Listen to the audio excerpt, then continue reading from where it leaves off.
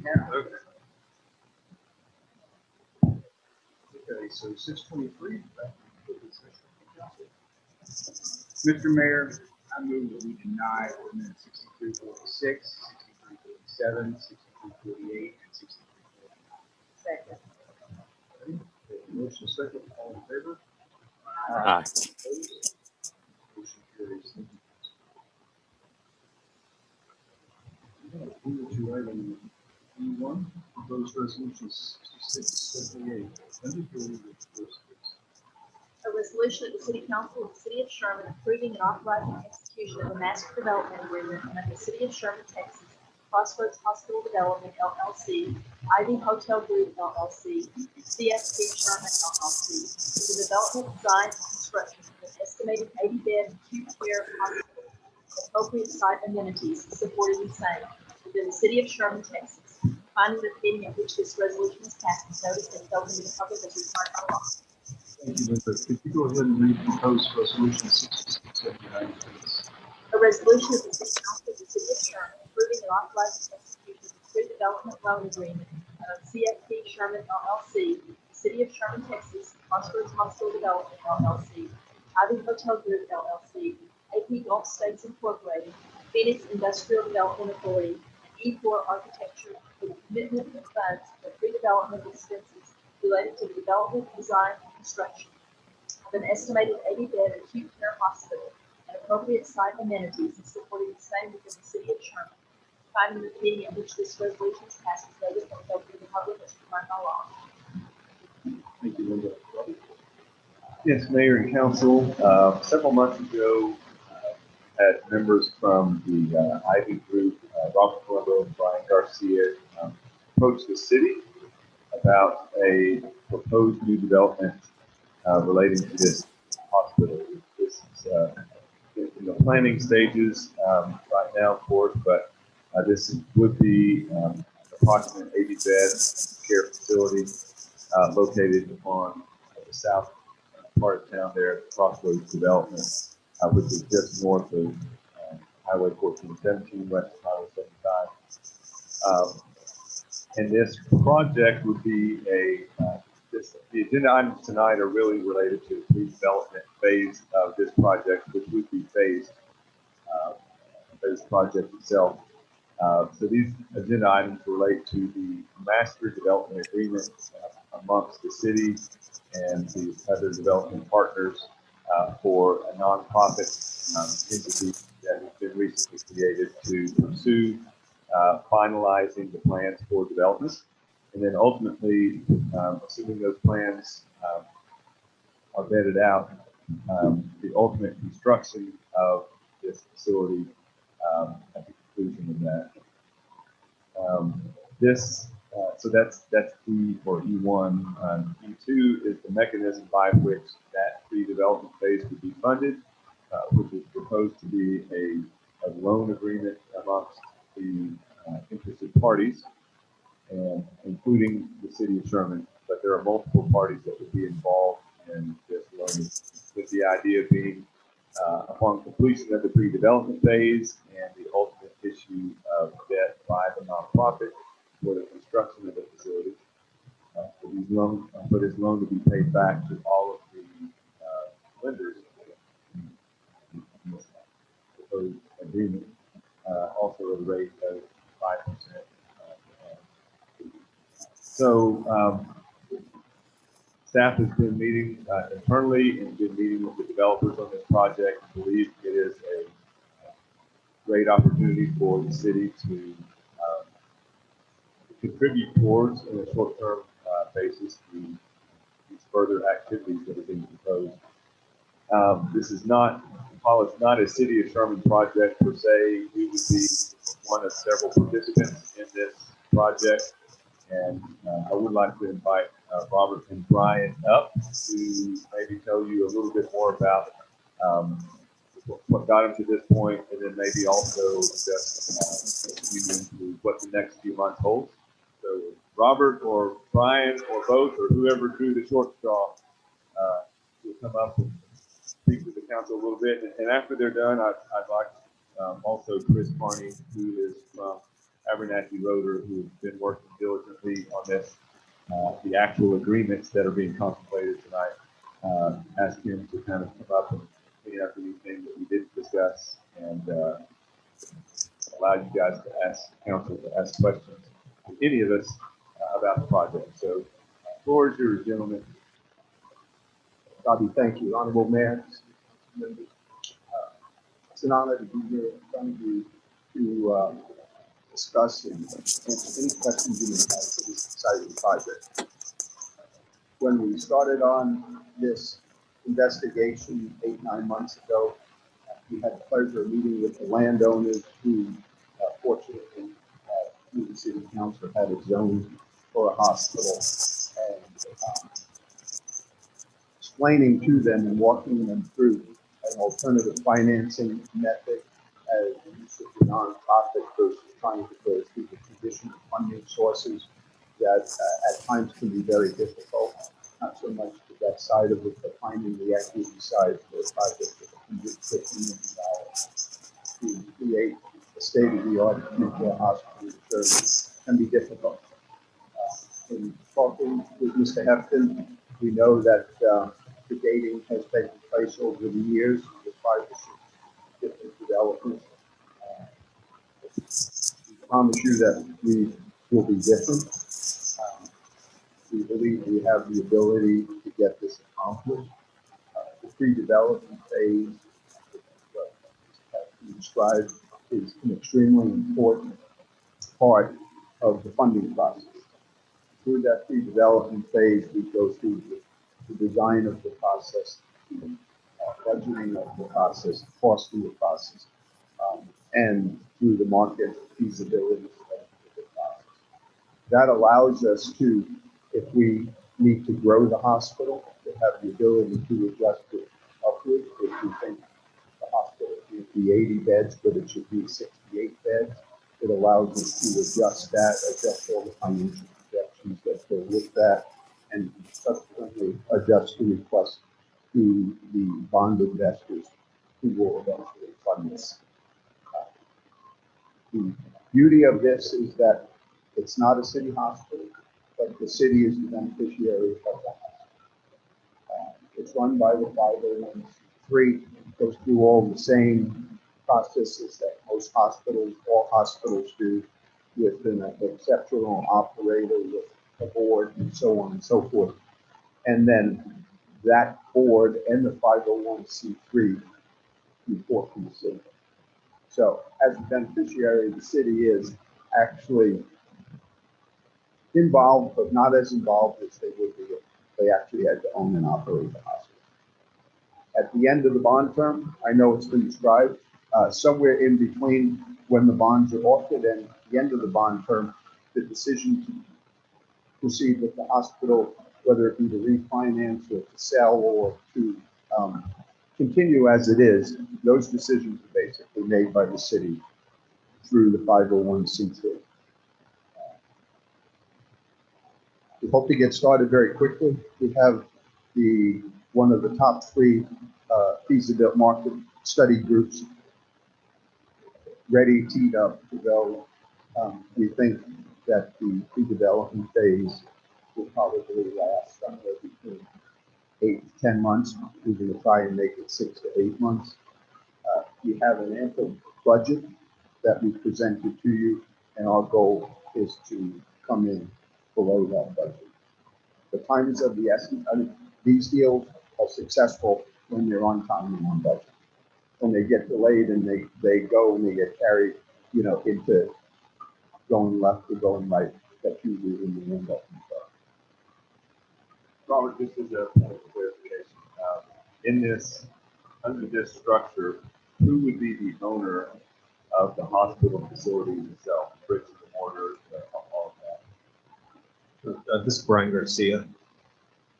The 501c3 serves in that capacity. They, as Robert mentioned, they act as the trustee to the city being the beneficiary. And it's simply a mechanism. The 501c3 was originally created to lessen the burden. That becomes the qualification where we can go out to the capital markets and get sell tax deposits, just like the city does, local school district, or any public purpose that is the quality. So the 501c3 is the owner at the outset. With at the end of that disposition, the city is presented several opportunities or options of what they can actually do with the facility at that point. A couple of other soft toss questions because I know the answers, so you never ask questions that you don't know the answer to, right? At least mine. So, in terms of responsibility, financial fiscal responsibility, what would the city's obligations be with respect to bonds? 0. It'll be big, bold, black letters on 37 of the 180 pages. The city has no obligations. On the state, I think it's the state, the county, the city, or any subdivided. I mean, it's a very cookie cutter kind of. So the city would not be issuing the debt. We wouldn't be guaranteeing the debt. Unless you want to, but I know the answer to that too. Right.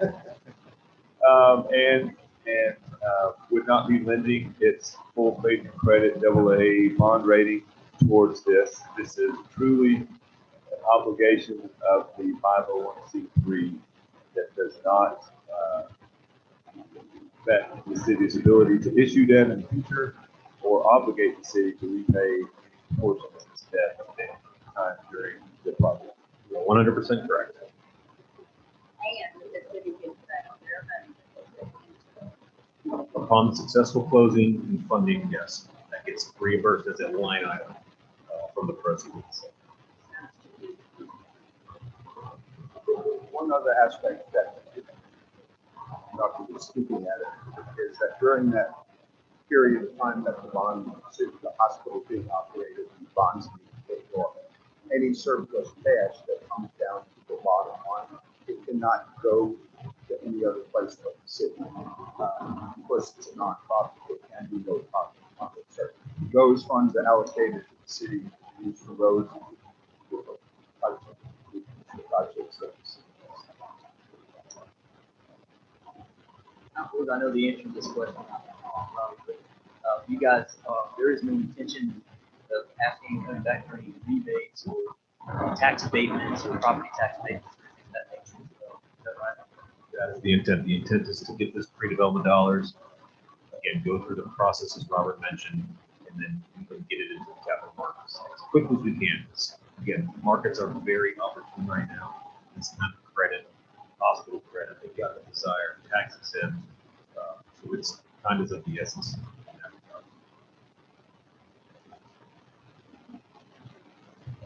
Okay, I'd like to have Chris come up. You guys stay close by in case we get more questions. But Chris, if you just would, from a legal standpoint, and just kind of 30,000 foot view on these particular agreements, kind of describe what they are and your thoughts. Yeah, absolutely. So, Robbie, thank you, and my predecessors. I think you guys all did a really excellent job explaining really what the nature of this is. As mentioned, we're looking at two different agreements. The first is a master development agreement. As it is the pre-development phase, we do have the rough sketch of what this hospital will look like. In the future, the detail will be supplied. As Robert and Brian mentioned, the studies are done. All parties determine what is ultimately going to be appropriate for a hospital in this area. And so that's what the master development agreement essentially does. The pre-development loan, as mentioned, that's the early financing mechanism. And just kind of underscores what the economic obligations are prior to the bond issuance. So if anybody has any questions, maybe you can answer those.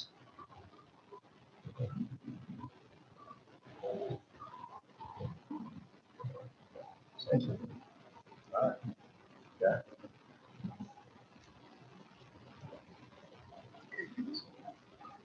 Resolution 6678, 75, 30, the city is on 7 years.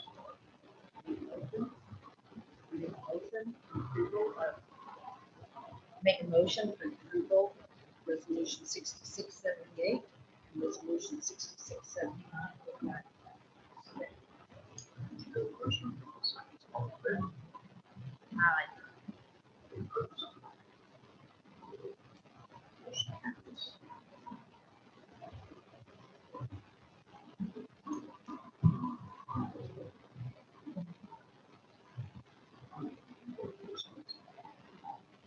Mayor, before she reads it, this item was tabled at the, so if we could have a motion, and vote to take it off the table so that we can further discuss it. And do we need to read the caption again?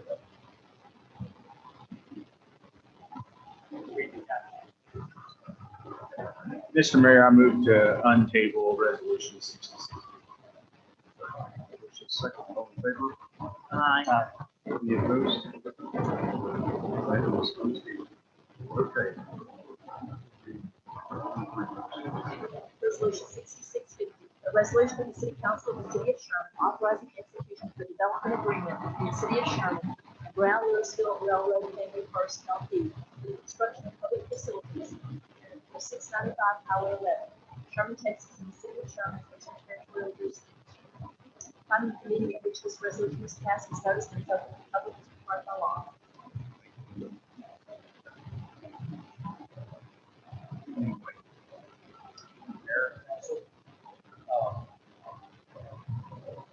Big City Crushed Concrete,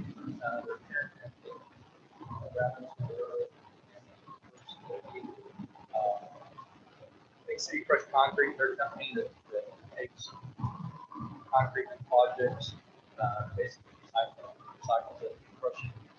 We used as gravel, gravel on roadways for other projects. We're proposing this facility on Highway 11, about 50 feet away from water lines, and you can get water to the facility. So they're going to extend the water line to the facility. The city is requesting them to put in a bigger than normal water line instead of a 6 or 8 inch water line. We're asking them to put in a 12 inch water line. Developers out here, water capacity. And so this contract basically sets up for the city is anticipating upside for year. The city is capped at participating on 30% of the infrastructure developer.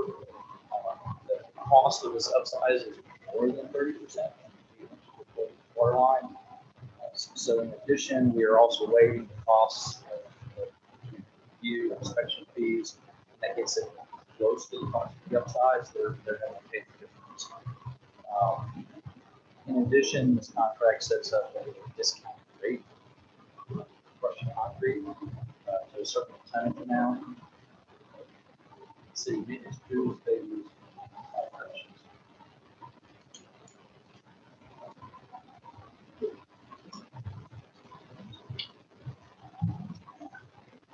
Well, I would like to make a comment regarding this because I'm one who lives closest to it. You know, here, unless you're closer, I'm sure it wasn't close. But anyway, I did not see any problems with this facility as they are developing it. And I drive within probably a quarter mile of it regularly. I wasn't even aware that it was until fairly recently. So I think they're doing a better job.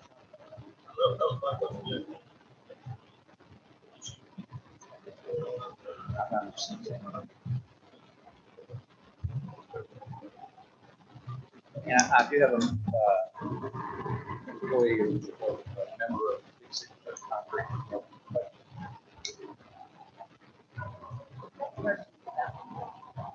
So, can you answer that? So, we're asking them to go from an 8-inch to a 12-inch water line. We're asking them to do it, and then for them doing it, we're agreeing to contribute 30% of the installation. Plus, we're gonna waive the engineering. We're going to get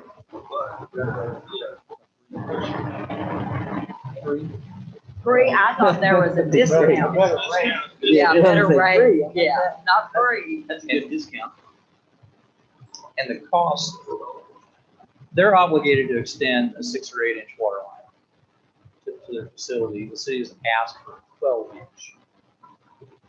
And the extra cost to put in a 12 inch exceeds what the city is contributing. And waiving fees, they're having to eat that difference. It's not a whole lot, but it is And it's in our subdivision ordinance, on development. The city pays for the upsize lines if it's on their Friendship Road. There's an example of that, small development, and the 8 houses. And Friendship Road, we do the features of thoroughfares of it on 6-inch lines. So if you need to build a upsize cost, we have a budget annually in our it's part of the budget utilities for upsize cost. And the reason they're asking for city water is they don't have a consistent water source there at the site that they're at now. And the engineering will not be done at your office. Someone else. correct. They have an engineering firm that is designed a set of plans. Is that not?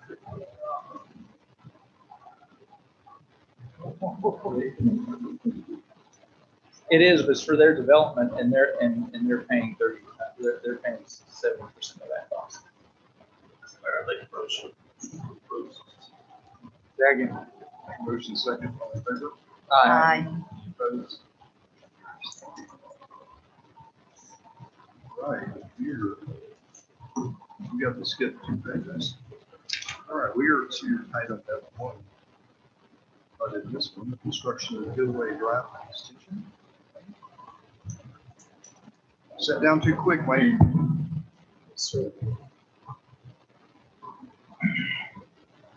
So recently, a plat was approved by council that dedicated right away to Hillary Drive extension.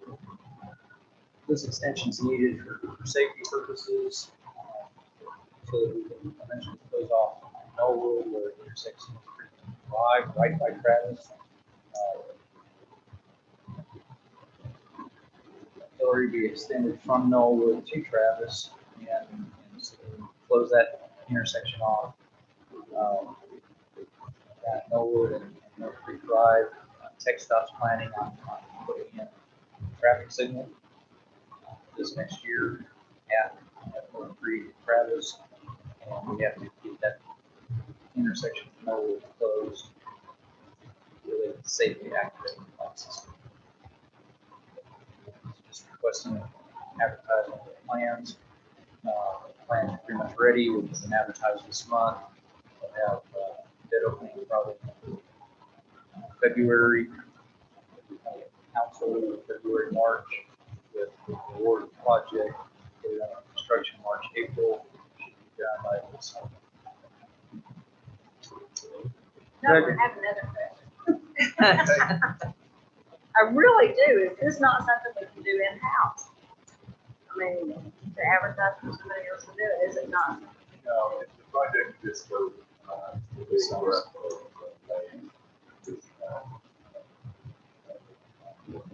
and the project, we did do a very large project for our crews a year or two ago with the library parking lot.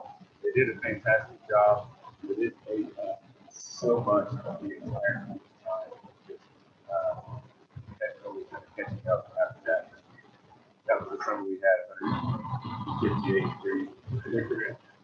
So this project is too big for us. We do look for opportunities to do projects in house, building project systems.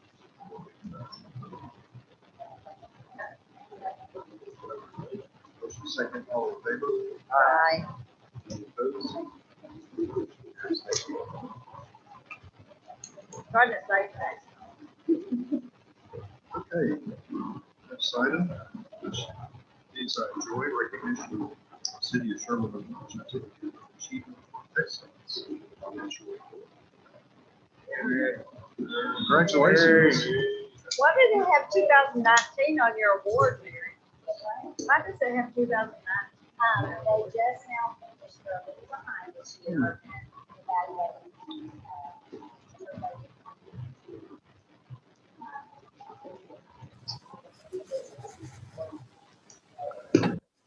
Can't hear you, Mary. Can you hear me? Yeah, now I can. There you Someone go. raised that up too high. So this is good news in the midst of everything that's going on. We're always delighted to receive it, to receive the achievement certificate. So, and I just want to thank the council for their support, our endeavors here. I want to thank Robbie and for his support here. He really understands what this means. Tammy Davis really does the heavy lifting on the report. She's really got an organized way that we go about our tasks to complete it. Just makes it easy on the department. So anyway, thanks to everyone who contributes to our good accounting system. Let me also just add a little bit of kudos here. And it's echoed, I know those who've been on the audit committee before, get this in on our we run such a clean audit, finance has the process now. I've been on the other side, it's been years ago, decades ago, actually. Being on the audit side of the shop, and I know this issue isn't about the audit specifically, but it's about our processes and financial reporting. But it is a very easy, clean audit for our auditors to come in and review our books. And it's because our staff does such a great job. So this is just one more external indicator of not only do we get these comments from the auditors, but this is another mark that we get from a third party that says that our processes and our end product is of a high standard. So I think Mary and Tammy and all the finance department is owed a thank you and a debt of gratitude for it. So I appreciate Mary and your staff. I'm going to start.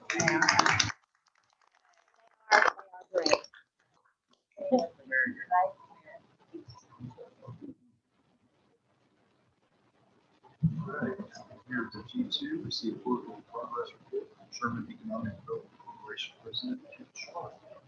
Yeah. Tell us what's been going on. Mayor, Council, yeah, sure. Sherman Economic Development Corporation. Hoping I'll tell you about that. Hopefully you guys submitted, or the council has received the quarterly report that we submitted last week in the packets. And I'll just kind of be brief, go over some of the highlights, because the report itself has got a lot more detail to research all that tonight. But just some high level information that's in this report.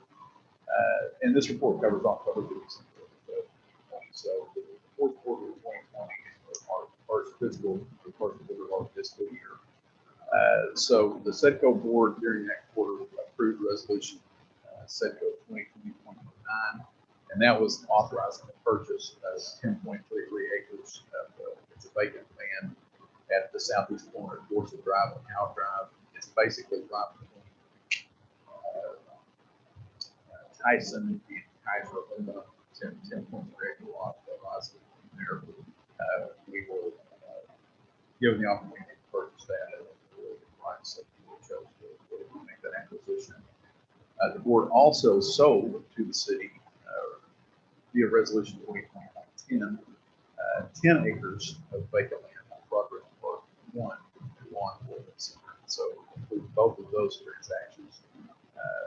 The board authorized both those transactions during the quarter. Also in partnership with Austin College and Grayson, SBDC, SEDCO launched the RISE program, which is raising innovative young entrepreneurs. This is a program you probably see advertised on Facebook and some other social media, where it's the initiative to take a few, say a few 250,000 is a large amount of money, but compared to the overall SEDCO budget and resources, it's a small portion of the budget dedicated to building an entrepreneurial ecosystem. Basically, business companies, young companies that are either capital infusion, that may be piece of equipment, automated processes, or some process. And they make a bank debt, take on a bank debt, selling equity. This is an avenue for them to be able to grant funds. You still have to be a type A business, so we're not deviating state law from our so it still has to be type A eligible. And it sort of democratizes our process to get to the department like Austin College. small business laws. Be a team of judges selected by all business people. So we'll see how successful it is. The application process is still ongoing. Also during the quarter, we presented a third incentive payment for $48,000 to Elevate Recoveries. The company met the conditions that are performed 113 more jobs past the first incentive payment that was given to them. So they had a total of 50 jobs for that incentive was given. And then I did business visits. It's been pretty tough this year, as you can imagine. Companies, medium manufacturers, industries have a very limited come and go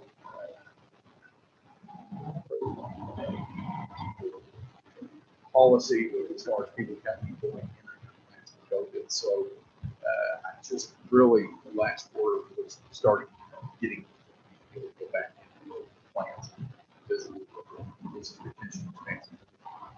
So I'm a little fortunate. Anyway, made a few of those business visits during the quarter. And as you all are aware, COVID pretty much brought a lot of economic activity as far as economic development.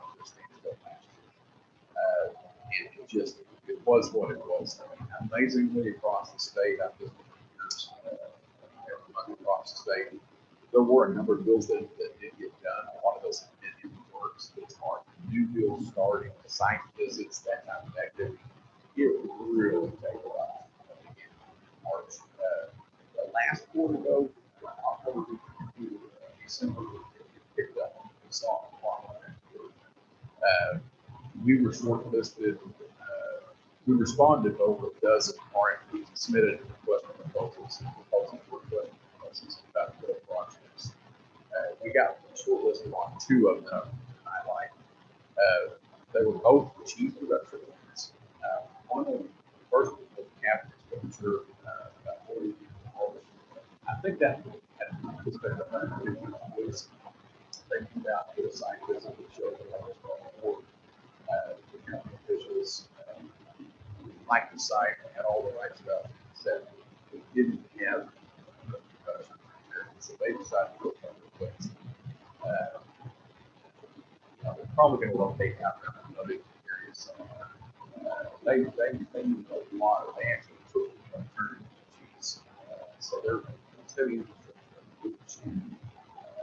more than a water usage, almost discharge out of the system for cheese products. And then the second one was also a cheese project. This was a $80 million cheese.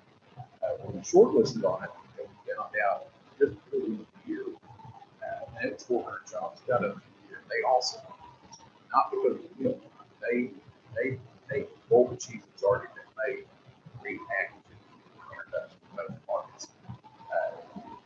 Basically, we got 27.5 million more cash investment plus land. It's almost a 30%.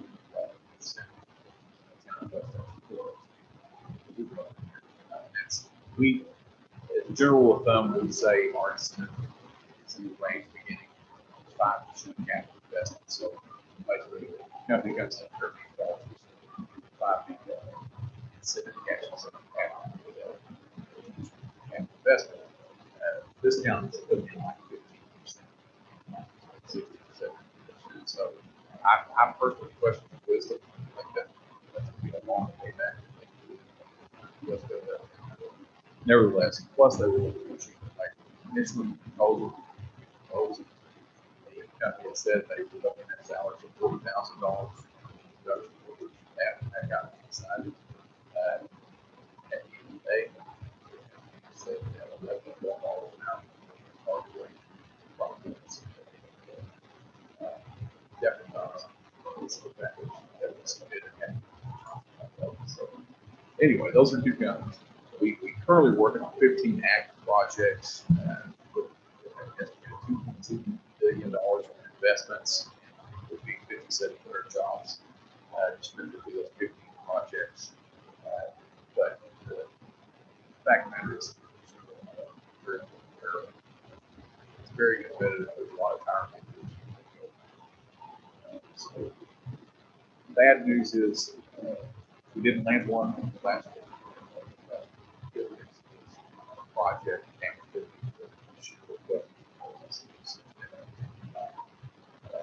We also need to address the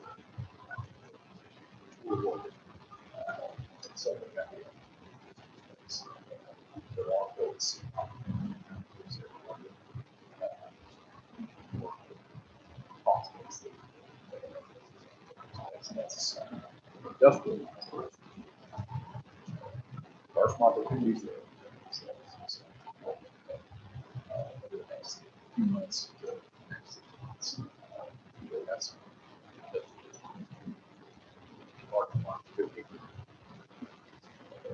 it's a long stop.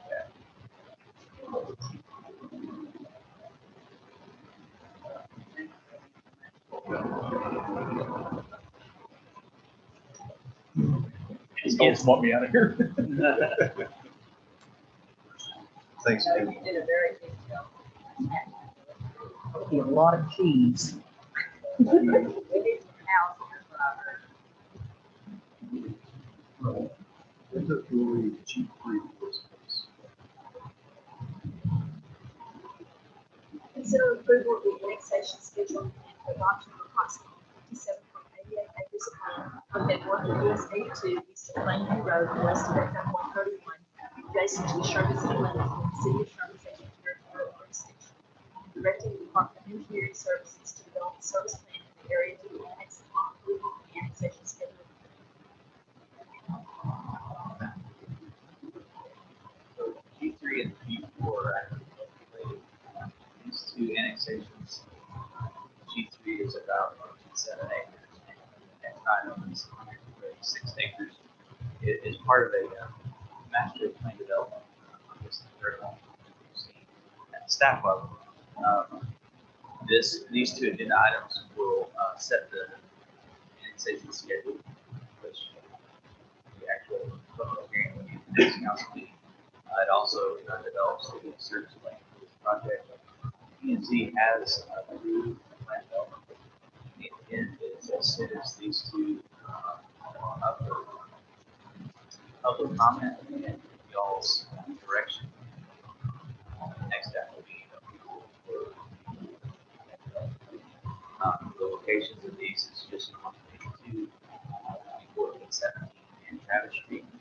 These two parcels are the two pieces that aren't currently in the city. The rest of the area is already annexed.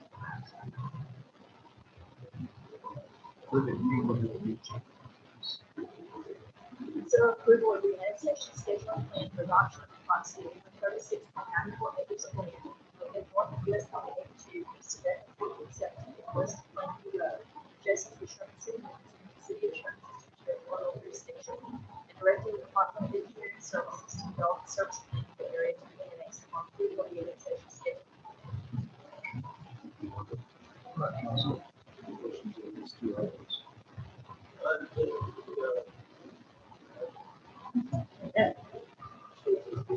Yeah.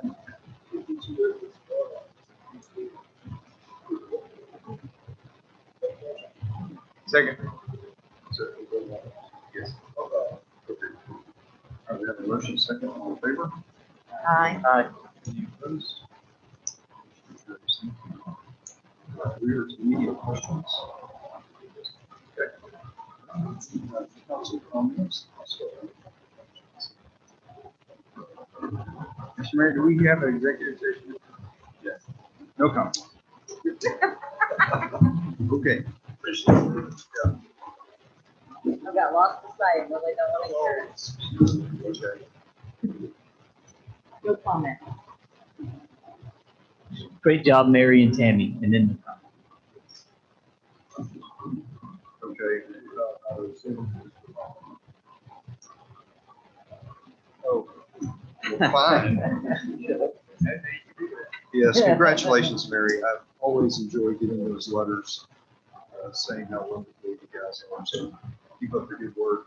Please convey to your team how proud we are of their excellence. Okay, so just 3 announcements, make it quick. First copy with the mayor for 2021 will be on Friday, February 5th at Legend Bank. located at 3608 FM 691 Sherman Landing Development.